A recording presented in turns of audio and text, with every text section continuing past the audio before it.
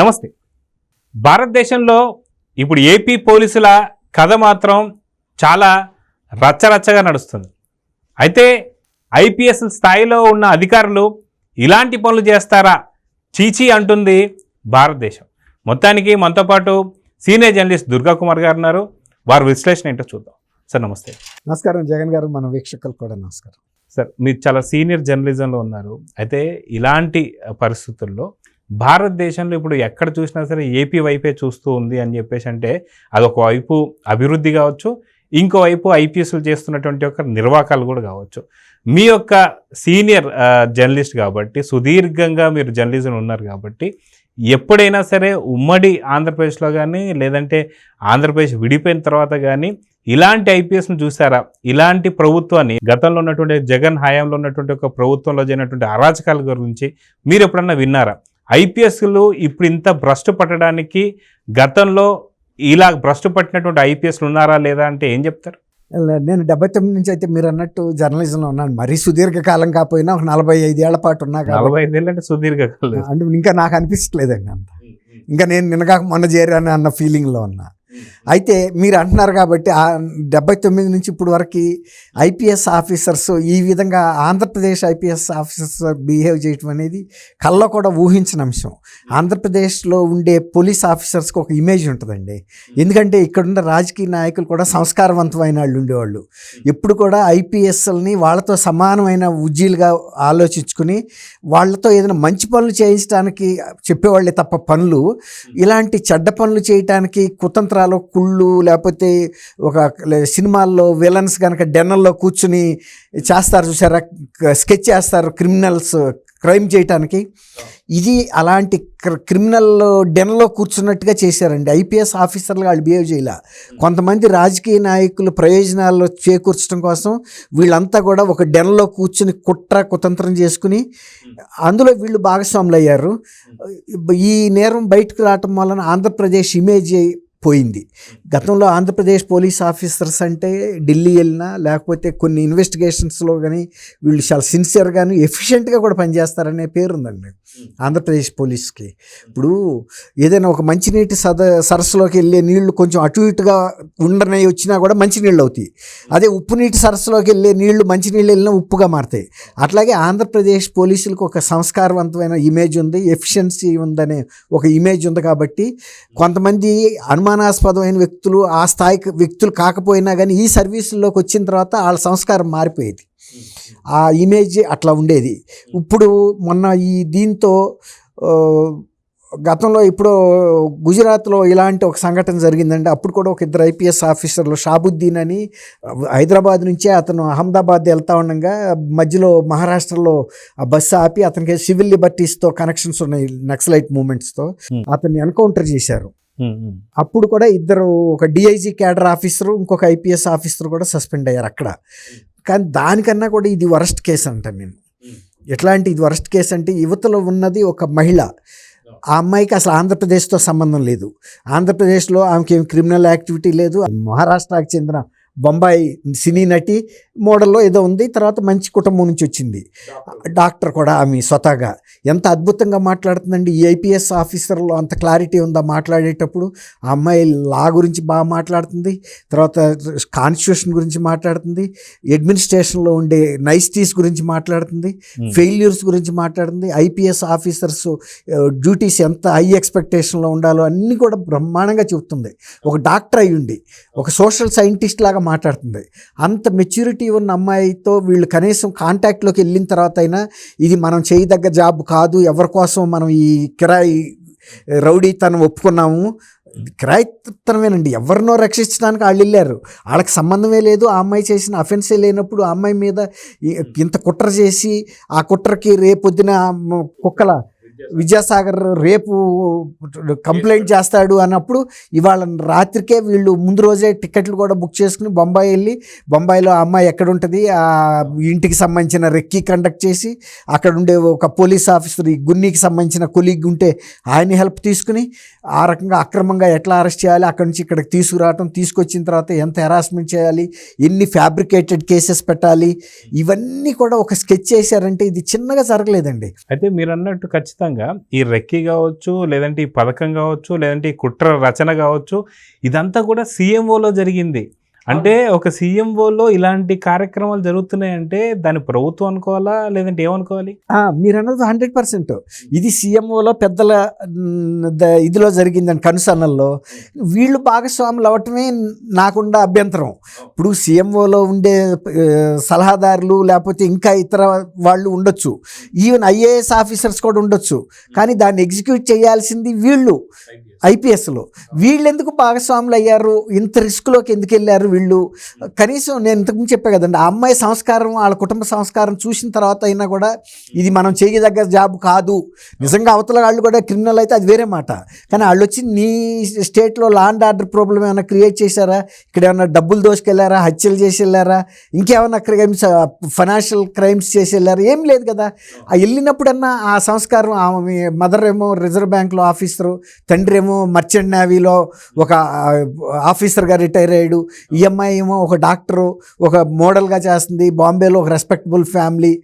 వీళ్ళు నా ఉద్దేశం ఆ జత్వాని అనేది ఒక గుజరాతీ రూట్స్ ఉన్న ఫ్యామిలీ అని అర్థమవుతుందండి నాకు. గుజరాతీ ఫ్యామిలీ అది. అప్పుడన్నా వీళ్ళు కొద్దిగా వెనక్కి తగ్గి ఉండాల్సిందండి. వీళ్ళు ఎవరన్నా వీళ్ళు పురమాయించినప్పుడు ఒప్పుకుని ఉండొచ్చు, ఏది మేము చేసేస్తామని. కానీ అవతలికి వెళ్ళిన తర్వాత ఆ ఉజ్జి అంటే వాళ్ళ బలాబలాలు, వాళ్ళ మంచితనము, వాళ్ళ సంస్కారం చూసినప్పుడు వీళ్ళకి ఎందుకు తగ్గాలి, అక్కడ మనం చేయకూడదు అనిపించలేదో అర్థం కాదు. మీరు గతంలో అడిగారు, ఇంతకుముందు ఐపీఎస్ ఆఫీసర్స్ ఒక స్టేచర్డ్ ఉండేవాళ్ళు అండి. తర్వాత పొలిటికల్ వాళ్ళు కూడా ఇప్పుడు సీఎంఓలో ఇట్లాంటి పిచ్చి కుట్రలు జరిగిన చరిత్ర లేదు. సీఎంఓలో చర్చ అంటూ జరిగితే, లేకపోతే వాళ్ళని పిలిపించి మాట్లాడితే రాష్ట్రంలో ఎక్కడన్నా లా అండ్ ఆర్డర్ పరిస్థితి బాగాలేదా, ఎవరి వల్ల బాగాలేదు, దీనికి ఎలాంటి చర్యలు తీసుకోవాలా, అట్లా అఫీషియల్గానే ఉండేది తప్ప మా ఫ్రెండ్కి ఒక ఆయనకి ఆపద వచ్చింది, ఇతనికి ఒడ్డును పడేయటానికి రక్షించడానికి మీరు ఏం చేయగలుగుతారని ఒక అసైన్మెంట్ ఇవ్వటం, దానికి వీళ్ళు పథక రచన చేసుకోవటం, వీళ్ళకి వీళ్ళే స్క్రిప్ట్ రాసుకున్నారు, స్కెచ్ చేసుకుని కూడా వీళ్ళే. ఇవంతా వాళ్ళేం చేయలేరు. సీఎంఓలో వాళ్ళు ఈ డీటెయిల్డ్ స్కెచ్, వాళ్ళు అసైన్మెంట్ మాత్రం ఇచ్చారు.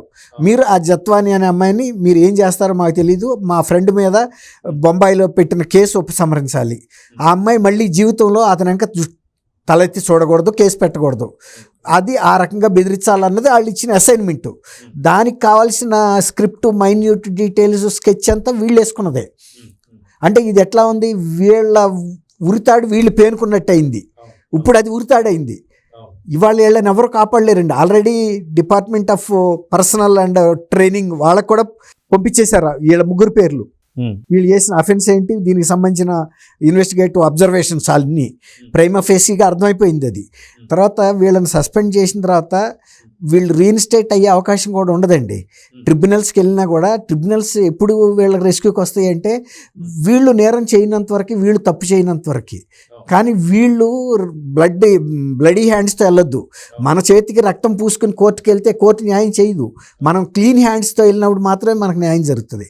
ఫస్ట్ ఎక్కడైనా జడ్జెస్ చూసేది ఏంటంటే వచ్చిన వ్యక్తులు క్లీన్ హ్యాండ్స్తో వచ్చారా, వీళ్ళు ఎన్ని చేసినట్టు ఇంత స్పష్టమైన ఆధారాలన్నీ, టెక్నికల్ ఎవిడెన్స్ ఉన్నాయి, సర్కమ్స్టాన్షియల్ ఎవిడెన్సెస్ ఉన్నాయి, అన్నీ క్లియర్గా కనపడుతున్నాయి. తర్వాత వీళ్ళు ఎయిర్ ట్రావెల్ చేశారు, బాంబే వెళ్ళొచ్చారు. తర్వాత కొంతమంది ఆఫీసర్స్ ఇట్లాంటి కేసులో ఎయిర్ ట్రావెల్ చేశారంటే వాళ్ళ ఇమీడియట్ బాసులు ఐపీఎస్ల పర్మిషన్ లేకుండా జరుగుతుందండి? ఖచ్చితంగా జరగదు. అందువల్ల మీరు చెప్పిన విషయం, గతంలో ఎటువంటి ఇంత రిస్క్ ఎవరు కూడా చేయలేదండి నాకు తెలిసి.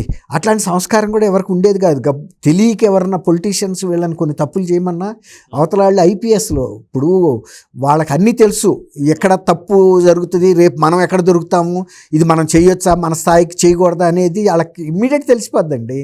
అట్లాంటప్పుడు వాళ్ళే చెప్తారు, సార్ సారీ మేము చేయలేము, అవసరమైతే ఇక్కడి నుంచి వేరే చోటకి ట్రాన్స్ఫర్ చేస్తారు, అంతమించి జరిగేది ఏం లేదు. కానీ జీవితకాలం వాళ్ళకి శిక్ష పడే విధంగాను, వాళ్ళ కెరీర్ దెబ్బతీసుకుని వాళ్ళ ఫ్యామిలీలు రోడ్డును పడే పరిస్థితి ఏ ఐపీఎస్ ఆఫీసర్ అన్నా చేస్తాడండి? ఇవాళ ఆంధ్రప్రదేశ్ పరువు ఎంత పోయింది, పోలీస్ సర్వీసు ఇమేజ్ కూడా దెబ్బతింది.